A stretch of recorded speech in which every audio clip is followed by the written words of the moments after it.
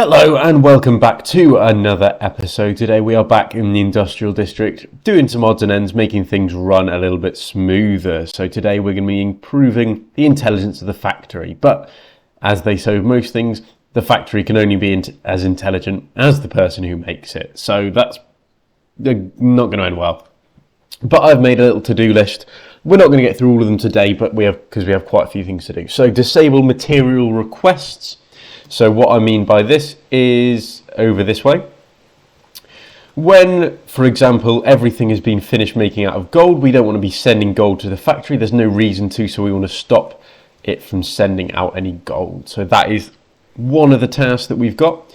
Another one, bamboo farm unloading. Now, I created a video about how I would solve this problem in the midweek. If you haven't seen that, go check that one out. I'll leave a link to it in the description so you can check it out. It's also a very useful tutorial. So that is one thing that we want to sort out. Number 3, new materials. So that is our leather and our quartz. We need to hook these things up to the rest of the system there.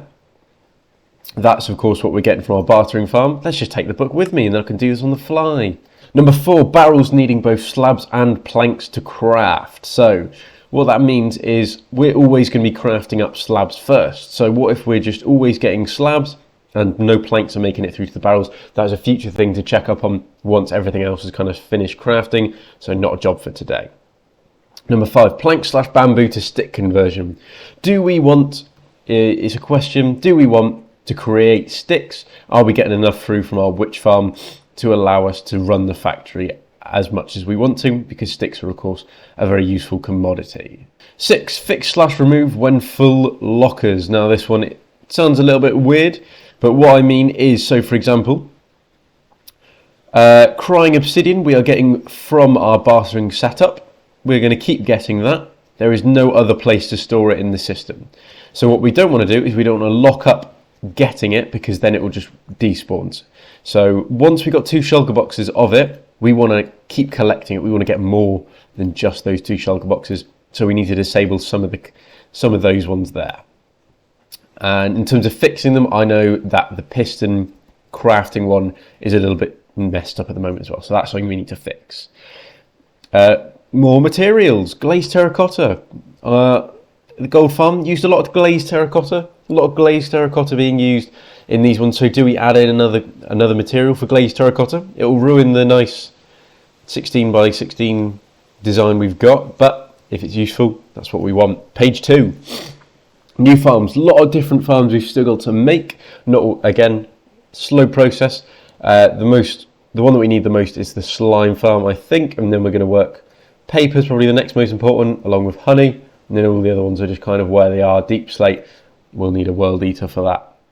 Number 9, a shulker crafter and recycler. So that means taking those shulkers out of this chest or these chests and recycling them back through to the beginning so that they can fill up again, and also crafting up some if we ever need to. Because of course I want to be able to just come in, grab some shulker boxes and leave with it just crafting automatically. Number 10, quality of life crafters. So our rockets, so adding a rocket autocrafter. 11, a redstone book printing press. So this is for our lecterns. We need to have a book which has 15 pages in it, so we can easily use lecterns when we need to in contraptions. And the last one I've got for now is bartering materials. So that means bringing in our bartering system through the nether portal and into here, because at the moment they are not coming through the portal. So lots of jobs to do and very little time to do it. So what we're going to make a start on is we're going to go straight in and we're going to get our bartering materials done, because that is where we left off last episode. So I've let the bartering farm run for a little bit. We've stockpiled some resources, but that wasn't important. What was important was seeing if anything overflowed over the 2 systems that we had. So in this end here is anything that would have overflowed. We've got 4 ender pearls. That is it in terms of things that missed the sorters. So I'm not too worried. I don't, if an ender pearl comes through here and there, that's fine. So what we need to do is we're going to rip out all of these chests. We're going to put in, so any items that are going to go through the portal into our crafting system, we need to put just just droppers onto an ice lane, and then that ice lane comes into here and goes through the portal and stuff like that, whatever. Iron nuggets, we're going to craft up and spit out, because we might as well make use of it. There's no point in just having it sitting around. And then everything else we're going to shulker load up into boxes and then have it store in boxes. These ones down the end here, the overflow ones, we've got to figure out what we want to do with these ones. So obviously, don't care about water bottles, don't care about boots. I care about the soul speed books. The potions, I don't know. I could sort them out, but then if I'm sorting out potions, then I'm also sorting out the water bottles. So I'm not 100% sure on that front what we're going to do. I'll see if I can sort all the water bottles, but if not, if I can sort water bottles from the potions, I'll keep the potions, I think, but I'm not actually too fast. So everything else will just burn. So it's books we want to keep, everything else can burn, I think. I think that's the best option there. So yeah, let's start ripping all of this out and organising. So first job today done. The storage system for our bartering system is in. We've got the iron, the string, the leather, the quartz, the soul sand and the crying obsidian all being sorted through. It's getting spat into these droppers here. I apologise the sound of XP, it's kind of a constant thing. So the droppers, drop them down into this thing here. It's the same system as we got at the top, and then it puts it into these bits here, which then send it through our portal. Anything that isn't involved there is then sorted out here. So we've got gravel all in shulker loaders, so gravel, obsidian, blackstone, nether bricks, spectral arrows, fire charges, ender pearls, and our soul speed books. And then if we go up the top here, we can see how I sort out the books from the other stackable items. So if we come right the way to the end here, we have a non-stackable item filter include, but it filters into these bookshelves here. So if we have a look, so stuff comes into this hopper here, it then sends a signal out and around. I had to mess with the position of these signals so as to not do this thing, otherwise it would have literally just been a block of redstone there, but I have to do this whole scoot around because, yeah, signals and stuff. So then that goes through there, that locks this hopper below it, so that means that it has the chance to push the item over to the side. If it's a book, it will push. If not, it will then go straight down into this dropper and then into the fire to be burnt. So we're not keeping any potions or anything. So that there is our bartering setup. I've also added on a little quick and easy crafter for shulkers. You know, nothing huge, just until we get set up with shulkers coming through and our shulker crafter on the other side. Now, if we have a look at my inventory, there's a different problem now that we've got, and that is the witch farm is backing up. So if we head through and let's go and have a look at our to-do list. So we can cross one thing off, which is of course our bartering materials. So that one gets to go. And I've added on two more things. So bookshelves and tripwire crafting is currently a mess. So I messed it up. So we just got to fix that. And the other one is the witch farm shulker loader. So we got to put in some shulker loaders for those materials that aren't getting sent down here. And I think we're also going to send our gunpowder down to be collected here so that we can craft it into rockets. Maybe we'll put it somewhere else rather than in this bulk bit here. I've still got to decide what make up these final 4 items because we have more than 4 crafting components left to collect. Okay, so we've still got amethyst crystals. Well, we can see what we've got left to collect in the book here. So there's a lot of stuff that we need to store over here. I think the priority is going to be, we've already got deep slate in, so that's fine. We might need to just create another lot of these over on this side here, potentially. I think that's probably the best solution there because we can fit them in straight over here. So then they can go there, fill in the rest of those resources there. So that's probably the plan. Next job, what we're going to do, I'm going to do the witch farm next, but we don't need to, stupid phantoms, but we don't really need to see any of that. So instead, the next thing we're going to see on camera is sorting out the bamboo farm finally. So we've got a few more jobs to cross off of our list. Now let's go through those ones. I have created the shulker loader up at the top there, so the witch farm is now storing all of its goods and not backing up. The next thing is I have completed the loading system. So if we have a look at our chunk boundaries, we can see that the slime is outside of the spawn chunks, which means that it will not jump when this area here is not being loaded by me. So if I'm off at the forest project, this slime is not jumping, which means this decay clock will turn off, which will send a signal down there, and it will turn off the bamboo farm. So it's got no chance of breaking while I'm off at the forest project.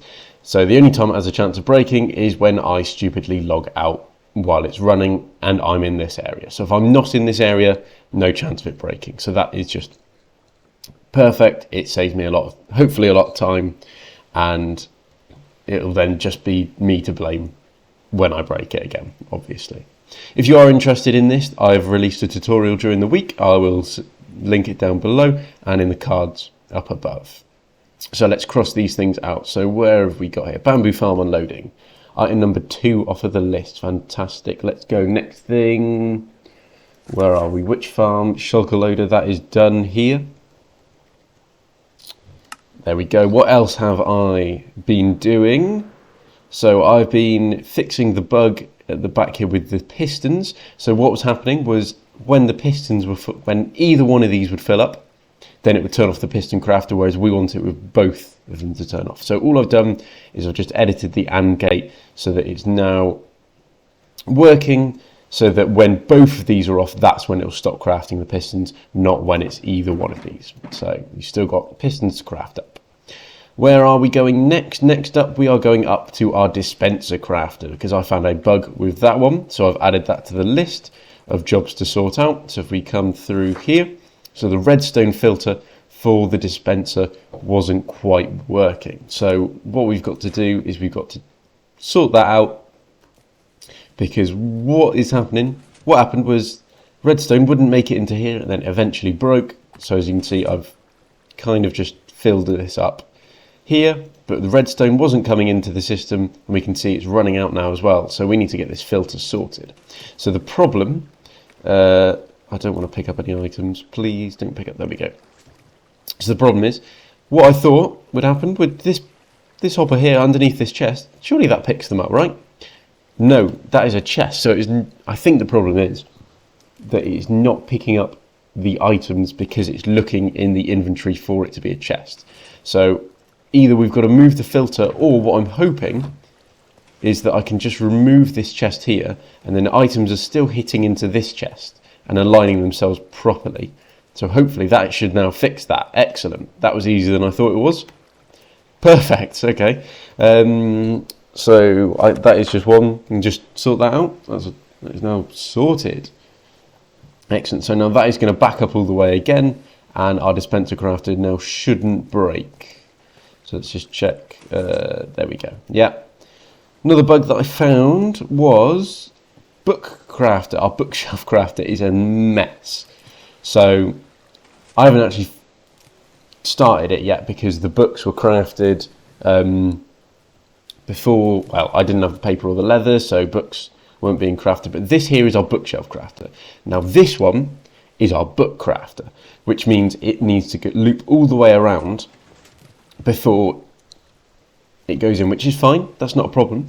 But the problem is that I originally had the bookshelves being crafted down there.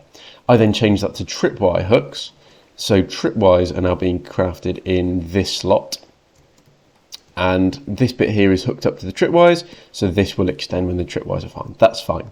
The problem is that this bit here runs over to stop the books being crafted.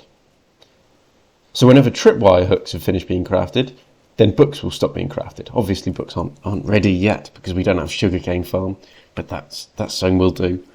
So what we need to do is we need to change back up so that this one here is a tripwire crafter, and we need to get that sorted and then change up the line, and then we need to change this one back over to the bookshelf. So that there is another job which I've added on to our list. I didn't press done, I pressed escape. So there we go. So bookshelf and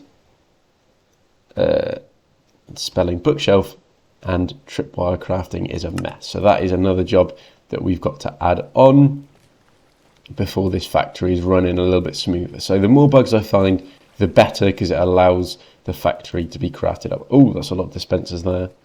Let's chuck those in. They got caught. I don't know why they get caught there. Interesting. Angle of the dispense, maybe. I don't know. That's weird. Oh, caught that. Oh, that might be my fault from throwing it in. Oh no, we're all right. But yeah, those are our problems. Those are our solutions. Things are starting to work a little bit smoother now.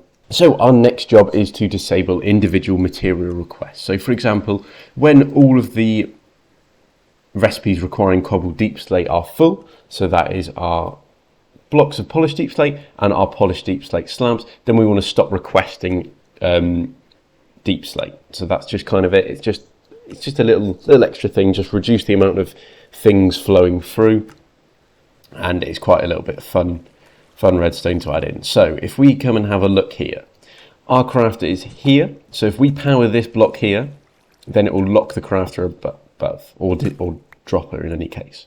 So if we're powering that, and that is locking it, and it will not craft anything. So then we need to be able to toggle this system. So if we toggle it using a copper bulb, then we can T flip-flop it, and I need observers because I forgot to grab those. But this is the joy of this system, is, oh, I've forgotten this thing. Let's just go and grab it from here. Oh, got a load of observers ready. I'm also going to need some pistons as well. So I can just grab the things that I need, and then we're on our way. There we go. So we are going to observe a change in walls here. So, no, because I need that to go into a block first.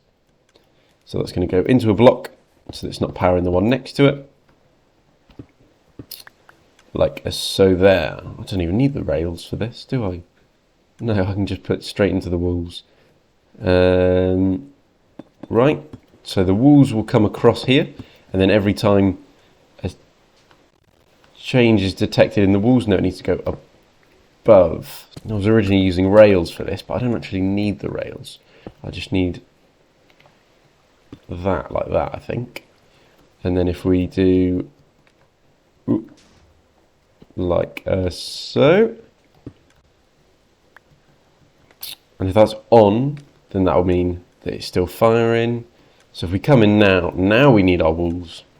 So the walls are going to come in like this, and then it's going to detect this change of the wall. So if we put a piston or any block, then it will detect this middle wall changing, and it will then change the outcome of the system. So that's what we're going to take advantage of, because we can tile this, it can go all the way across, and we can use it for each of our individual ones, because it will not affect the one next to it. So that is our job for that, is so we're putting all of these things in here. So with all of the torches down below, you can now see that nothing's being spit out other than the iron over at the end there, because that's the one that we've got off, even when all of these are there. So we know that the principle works, and now we just need to come in and we need to sort it out for all of the other bits. So the modules are all in now. Now what we need to do is we need to somehow power these so that they move. So the way that we're going to do this is with a piston. So as you can see, piston extends, and then that lamp comes off, piston retracts, and there it goes. So every time, so each of these represents one material, so we then need to power it when this material is full. So it's quite compact to the redstone here, so we're going to need to figure out the best way to take the signals from each of the components. I might start off just to test this out by using our polished deep slate one and our deep slate. So this will be extended if it is full. No. I love quasi connectivity.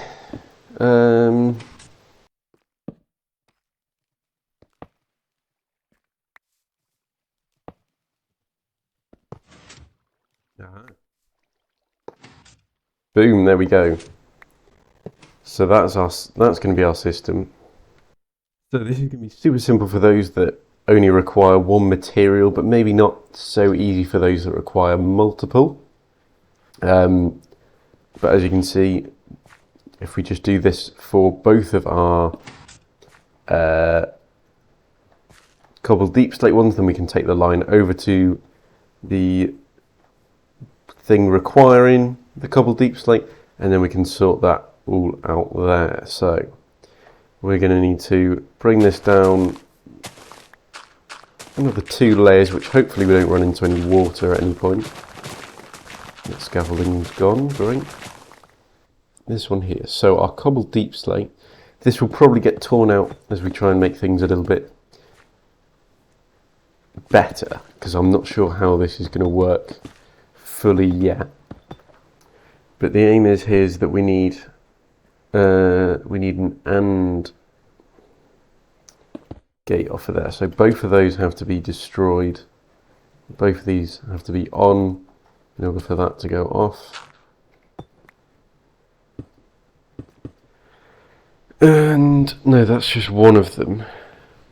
AND gates, they're confusing. This is future me with attempt number about 5 to build an AND gate. So these things here are now independent. They are independently powering these redstone torches, which means if one goes off, then it will power this, and then the piston over on this end will retract and cause it to start spitting out the items. Okay, but as we are full on both of those, it is locked, because both of these now no longer request it. Boom, there we go, AND gates, suck it. So if we come back and look at the auto-crafting tree, then we can see in this chest here, we've got all of the things that require each of the materials here. So, for example, when sticky pistons and slime blocks are full, we stop requesting slime balls. And then you can't, there we go, there's the deep slate one. So it's a small one there. And then gold's a small one. Wood's a big one, like some of them are quite big in the stuff that they need. So we're going to need to figure all of that out. But again, that's going to be a pain, so I might leave it for a while, because a few of these also overlap as well, which makes things a little bit more tricky. I might go and colour code those lines as well. So we, instead of using the polished deep slate for our redstone, we'll use colour coded ones, because I'm a smarty pants like that. I'm intelligent. So I'm going to swap this line over to a regular deep slate so that we know that that is. So now comes the mammoth task of doing that with everything. That's going to be a pain, isn't it? Next time, Max plays on the wrong world. So let's just go to our storage now. And where do we want stuff? What do we want? We wanted to pick up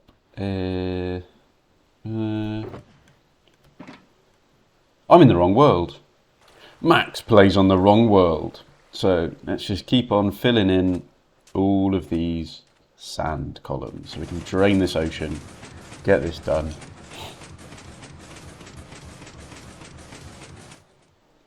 Wait, I'm on the wrong world. And plays on the wrong world. So should we start getting the roof or the gardens in? Or do we want to start work on that bit of it? Wait, I'm on the wrong world.